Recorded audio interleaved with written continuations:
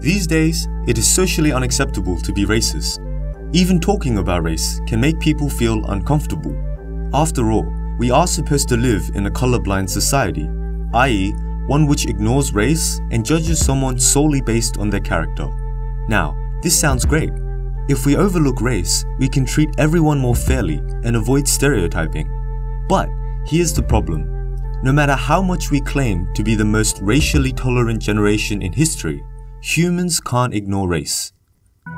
Sure, society is definitely less openly racist, but there are still unconscious biases and subtle forms of racism everywhere. For example, no one will ever publicly say that black people are more dangerous than white people. However, the experiments tell a very different story. Participants played a computer game in which they were shown pictures of a suspect who was either black or white and either armed or holding something harmless like a wallet. In less than a second, participants had to decide whether to shoot or not. Now, under these tough situations, people are going to make mistakes. However, the mistakes had a clear pattern. People were more likely to shoot an unarmed black suspect than an unarmed white suspect. On the other hand, when the suspect was armed, people were more likely to let him go if he was white compared to if he was black. But here's the surprising part. This bias was observed in everyone, even black participants playing the game. This is all happening at the fundamental level of the brain. If you measure electrical activity of people's brains as they play this game, there is a bigger threat response when looking at black faces compared to white faces.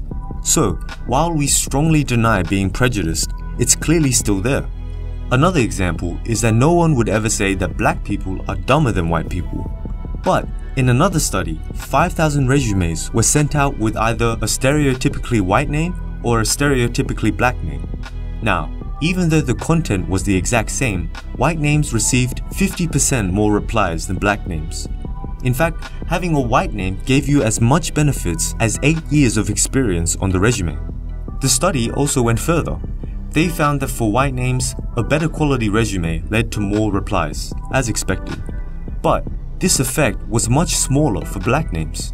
So, you would think that good credentials would buffer black names against stereotypes about being uneducated. But employers were still biased. And this is the main problem of a colorblind mentality. It ignores the fact that these issues still exist. Society can say that it doesn't see color, but humans aren't at that stage yet.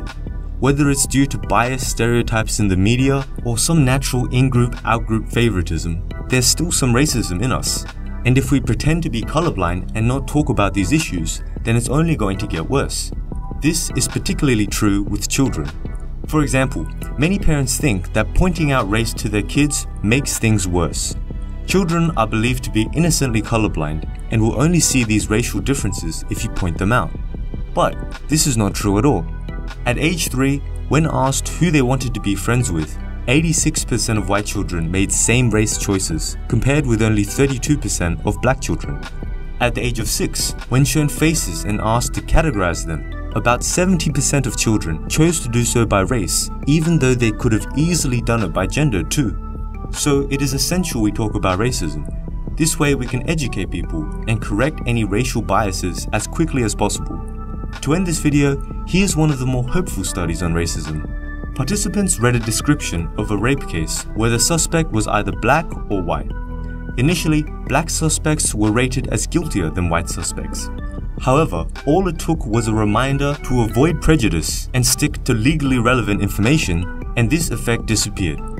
This suggests that we can consciously suppress any racial biases we might have. So, rather than saying we don't see color, we should admit that racism still exists, even if it is unconscious. That way we can deal with it head-on and take conscious action to reduce it. If you like the music in this video, you should definitely check out the musician's latest project. For more psych videos, click the subscribe button, and thanks for watching.